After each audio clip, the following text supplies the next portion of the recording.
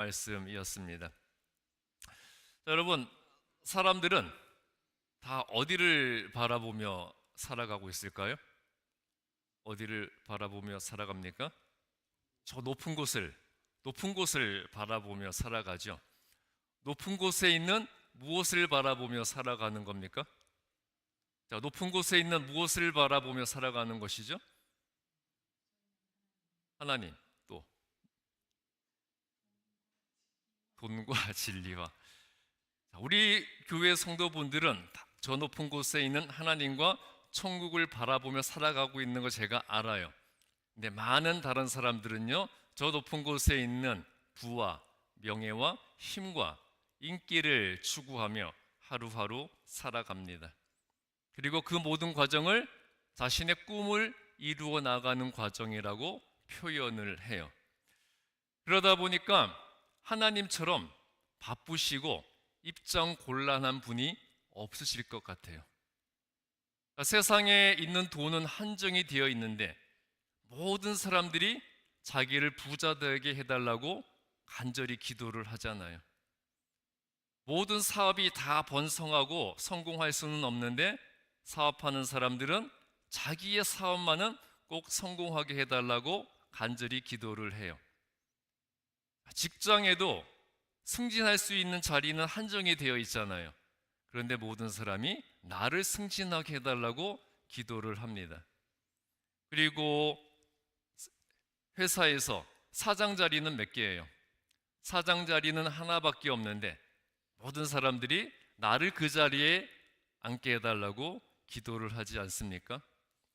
그리고 명문 대학 입학 정원과 유명 기업 입사 인원도 다 한정이 되어 있는데 모든 사람들이 내 자녀를 합격시켜 달라고 간절히 부르짖어 기도를 합니다. 그리고 스포츠에서 제일 높은 금메달의 자리는 몇 개예요?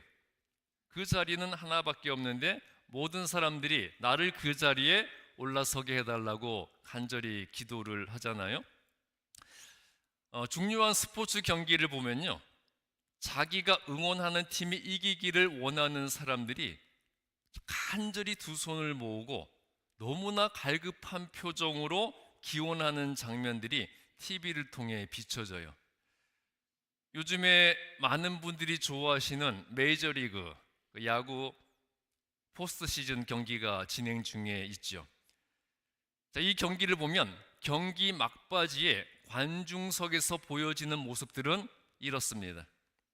자, 모든 관중들이 두 손을 모으고 너무나도 간절하고 애절한 모습으로, 때로는 눈을 감고 눈물까지 흘리면서 자기 팀을 응원하고 있어요.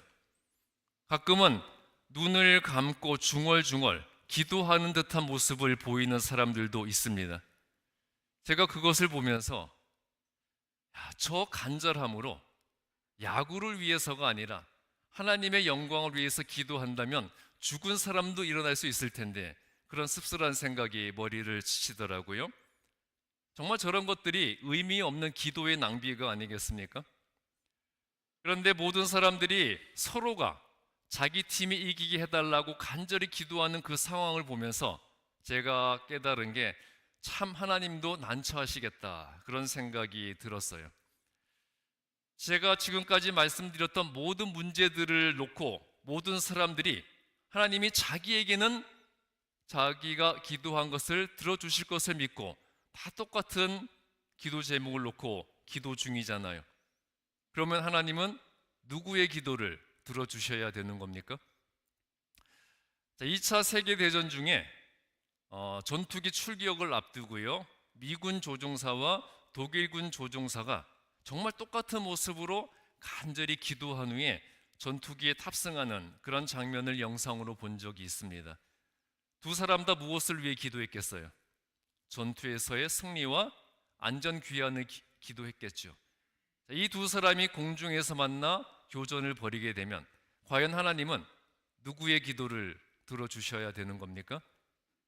정말 하나님의 입장 곤란함이 너무 안쓰럽지 않으신가요?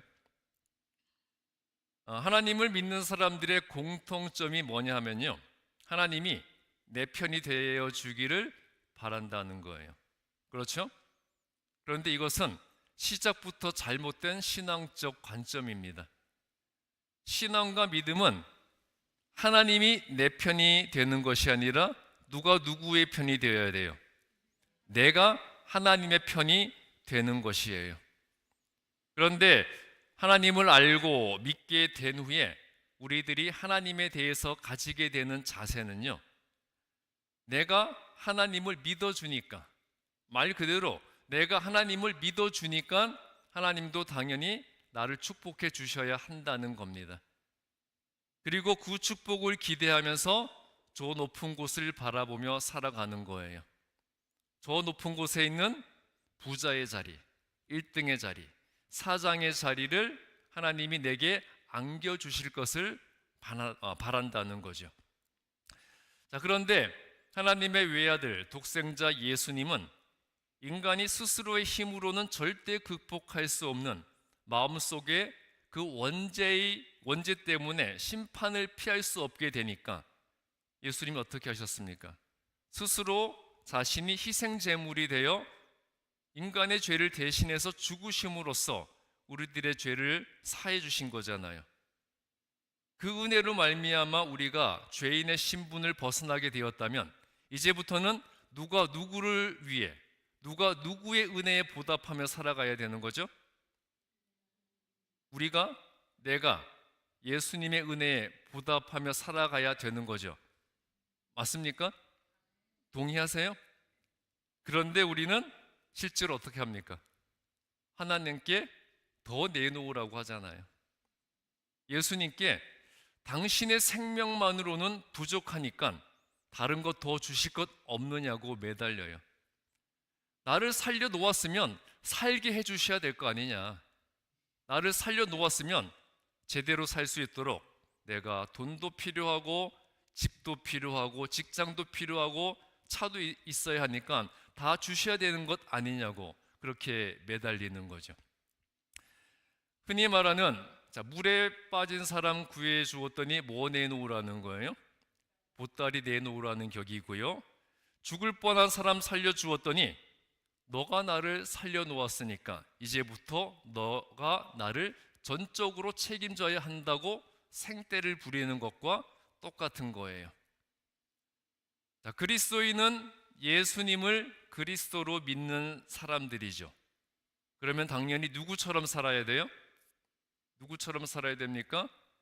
예수님처럼, 그리스도처럼 살아야 되는 거예요. 그리고 그가 걸어가신 길을 우리도 걸어가야 하는 겁니다. 자, 예수님은 어떤 길로 걸어가셨습니까? 예수님은 낮은 곳으로 임하셨어요. 낮은 곳으로. 가장 높은 하늘 보좌를 버리시고 낮고 낮은 이 땅 위에 오셨고, 그 중에서도 가장 비천한 자의 자식으로 가장 비천한 마구간에서 태어나셨고요. 그리고 화려한 예루살렘이 아니라 어디로 가셨습니까? 천하고 천한 갈릴리, 그곳에서도 가장 비천한 자들이 모여 사는 나사렛으로 가셨습니다.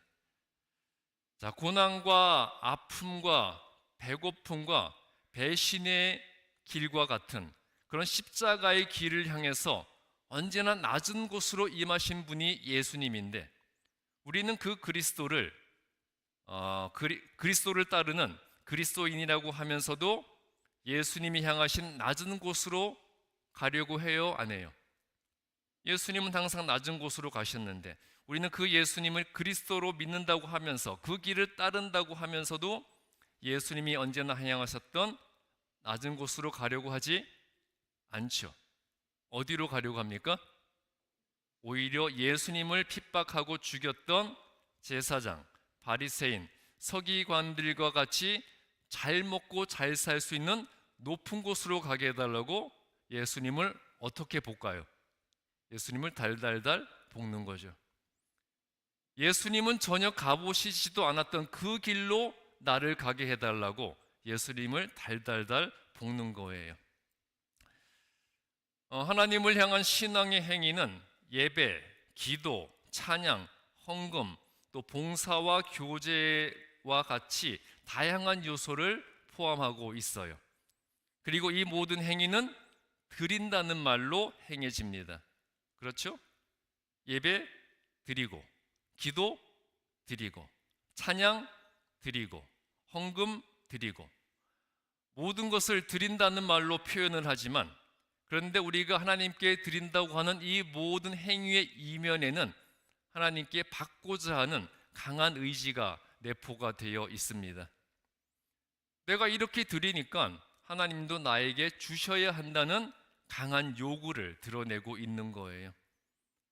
내가 이만큼 하니까 하나님도 알아서 보상해 주셔야 한다는 강한 보상의 요구를 우리가 너무 당당하고 뻔뻔하게 하고 있다는 거죠. 누가 보면 하나님이 나한테 빚이라도 진 줄 아는 것처럼 그렇게 보일 정도입니다. 교회 다니는 사람들은 대부분 헌금을 하죠. 11조, 주일 헌금, 감사 헌금, 선교 헌금, 건축 헌금, 다양한 헌금을 하고요. 또 예배에 철저히 참석하고, 그리고 기도와 봉사도 할 수 있는 한 열심히 하잖아요. 그런데 많은 사람이 11조도 드리고, 그리고 새벽 기도회까지 열심히 참석을 하지만 그 대부분의 사람이 부자가 되거나 세상적으로 성공하는 것은 아니에요.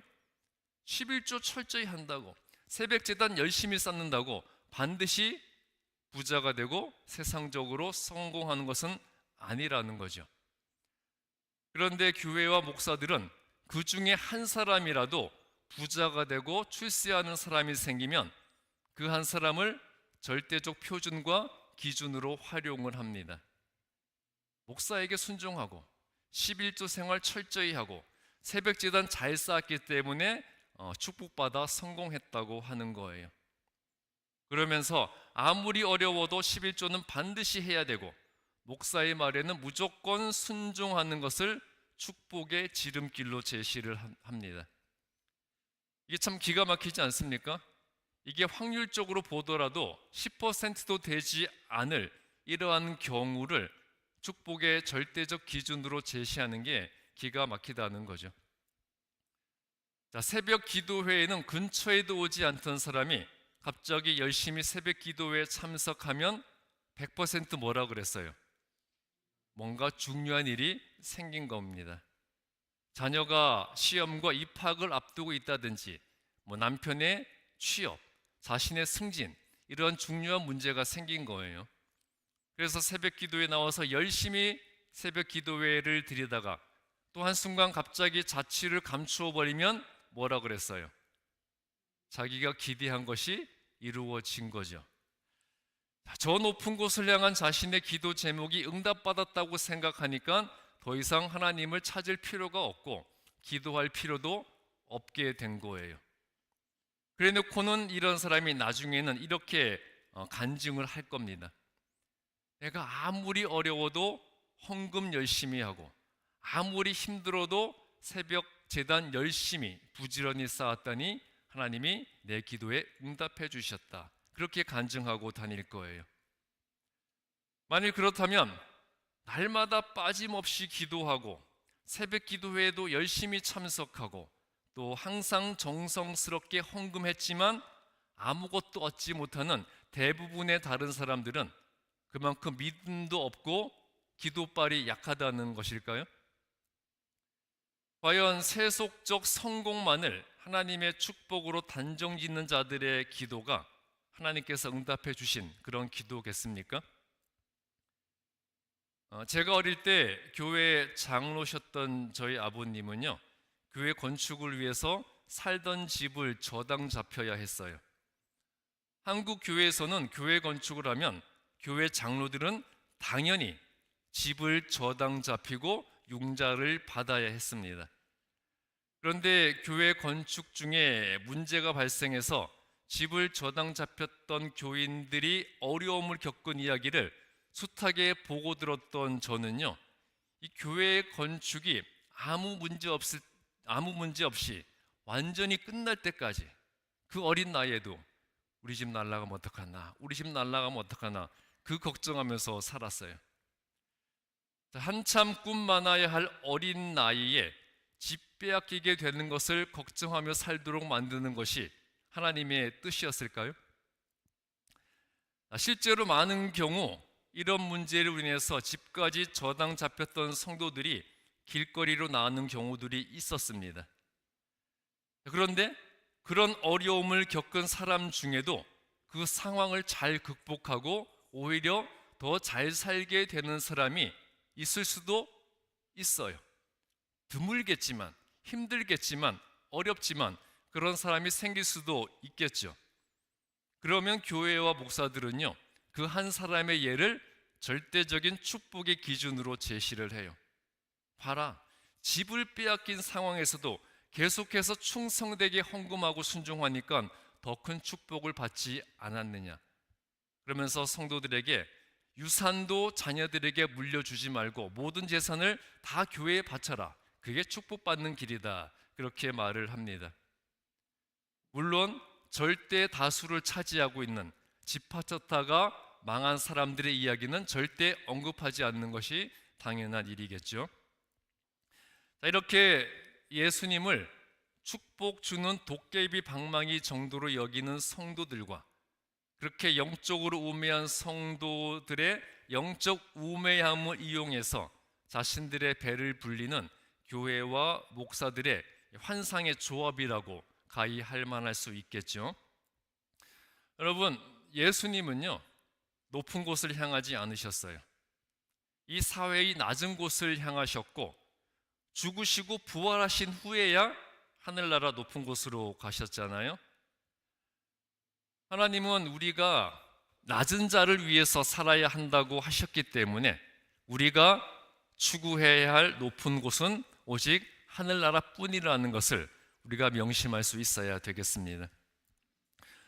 오늘 구약 본문 민수기 22장 15절부터 19절에는 가나안으로 진군해 오는 이스라엘을 두려워하는 모압 왕 발락의 이야기가 나오고 있습니다. 자신들의 힘으로 이스라엘을 이길 자신이 없었던 모압 왕 발락은 선지자이자 예언자인 발람, 헷갈리시면 안 됩니다. 모압 왕은 발락이고 선지자는 발람이에요. 발락은 선지자이자 예언가인 발람에게 사신을 보내서 나에게로 와서 이스라엘을 저주해 달라고 요청을 했어요. 발람은 그가 복을 비는 사람은 복을 받게 되고 그가 저주하는 사람을 저주를 받게 된다는 명성 있는 예언자였습니다. 그러니까 발락은 이 발람을 불러서 이스라엘을 저주하게 하면 이스라엘이 저주받을 것이라고 생각을 했던 것이었어요. 그런데 하나님의 말씀을 대언하는 예언자로서 하나님의 백성인 이스라엘을 저주하는 것은 하나님의 뜻이 아니라는 것을 발람이 분명히 알고 있었습니다. 그러자 발락은 민수기 22장 17절에서 무엇으로 유혹을 하죠? 영화와 재물로 유혹을 합니다. 내가 당신을 지극히 높여주고 당신이 원하는 것은 무엇이든지 다 주겠다. 그렇게 유혹을 했어요. 그러자 발람은 18절에서 입으로는, 말로는 내가 하나님의 뜻을 거역하는 그런 짓은 할 수 없다고 대답을 했습니다. 당신이 아무리 많은 금과 은을 주더라도 내가 하나님의 말씀을 거역할 수는 없습니다 라고 대답을 했어요. 그런데 19절을 보면요, 이렇게 발락의 제안을 거절했으면 사신들을 바로 돌려보내야 되는 거죠. 그런데 돌아가는 사신을 오히려 발람이 붙잡고 하나님께서 혹시 다른 말씀을 하시는지 내가 알아보겠으니 잠시 기다려 달라고 합니다. 이스라엘을 저주하는 것이 하나님의 뜻이 아니라는 것을 알면서도 하나님의 뜻을 다시 물어보겠다는 것은 무슨 의도입니까? 왜 그렇겠어요?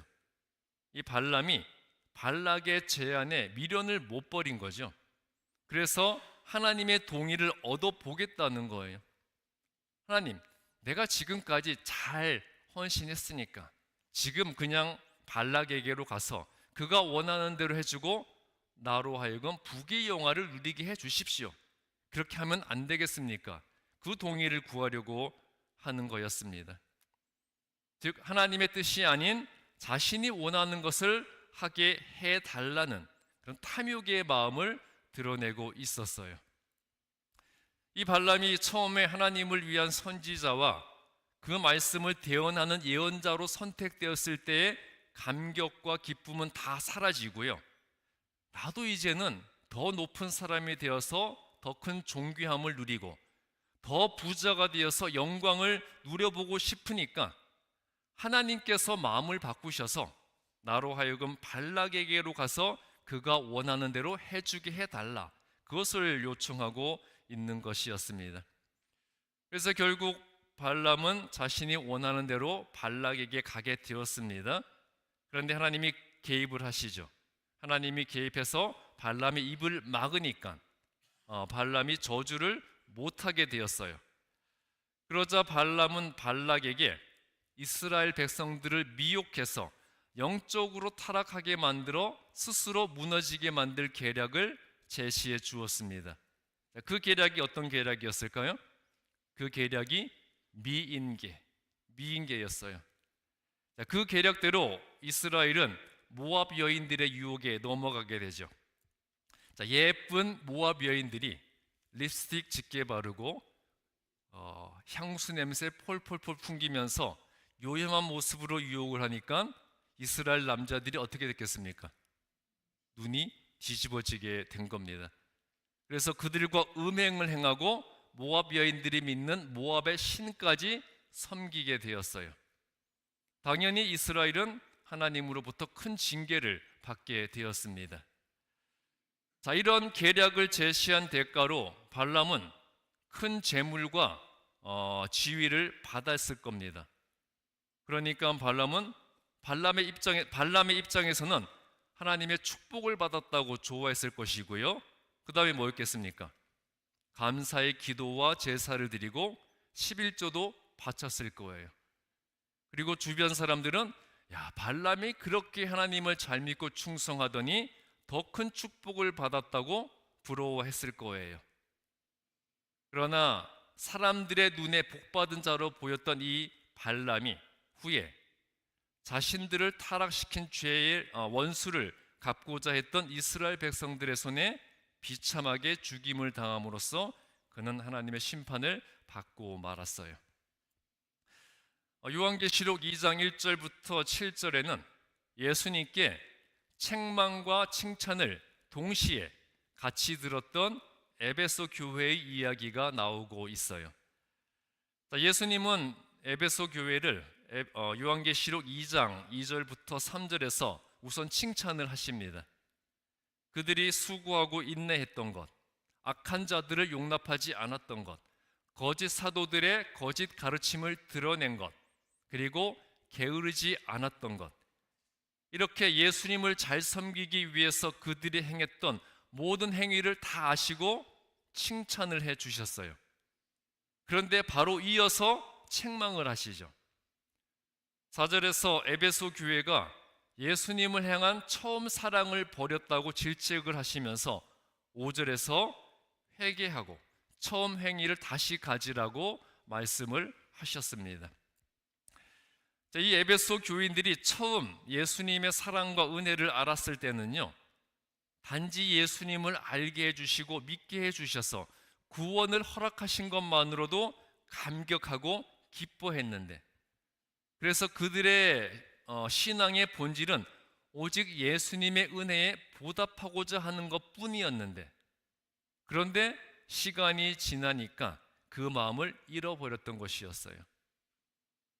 좀 살만해지니까 예수님이 칭찬하셨던 그 처음의 행위들이, 즉 단지 예수님께 감사해서 오직 예수님의 은혜에 보답하기 위해서 그들이 행했던 그 신앙의 행위들이 이제는 예수님으로부터 더 잘 살고 더 번영하는 축복을 얻어내기 위한 거래의 조건이 되어 버렸다는 것이었습니다. 에베소 교인들이 우리가 더 열심히 섬길 테니 하나님도 더 큰 축복을 주셔야 되는 것 아닙니까? 이렇게 나오게 된 거예요. 오늘날 우리가 예수님을 믿고 그 구원의 은혜만으로도 감격하고 감사하던 그 첫사랑은 다 잃어버리고요. 예배드리고 찬송하고 기도하고 그리고 교회에서 봉사하고 헌신하며 헌금과 11조를 드리는 것이 하나님께 복을 받기 위한 조건이 되어 있는 것이 우리가 에베소 교인들과 똑같은 모습이 되어 있는 것이에요. 그런데 예수님은 이것은 분명히 죄이니까 5절에서 회개하라고 하셨고요. 그렇지 않으면 하나님께 버림받게 될 것이라고 하셨어요. 여러분, 물론 세상에서 번영하는 것이 잘못된 것이라는 것은 절대 아니에요. 하나님은 믿는 자들이 번영함으로써 하나님의 자녀들을 지키시고 보호하시는 하나님이 살아계신 하나님이라는 것을 드러내기를 원하세요. 그러나 중요한 것이 뭐겠습니까? 번영과 세속적 축복이 우리 삶과 신앙의 근본적 목적이 되어서는 안 된다는 거죠. 그 목적을 위해서 하나님을 이용하고 하나님을 나를 위해 존재하는 분으로 만들어서는 안 된다는 겁니다. 하나님이 나를 위해 존재하는 것이 아니라 누가 누구를 위해 존재해야 하는 겁니까? 내가 하나님을 위해 존재하는 것이에요. 제가 여러 번 언급해드렸던 윌리엄 캐리의 말 기억하십니까? 하나님으로부터 위대한 것을 기대하라.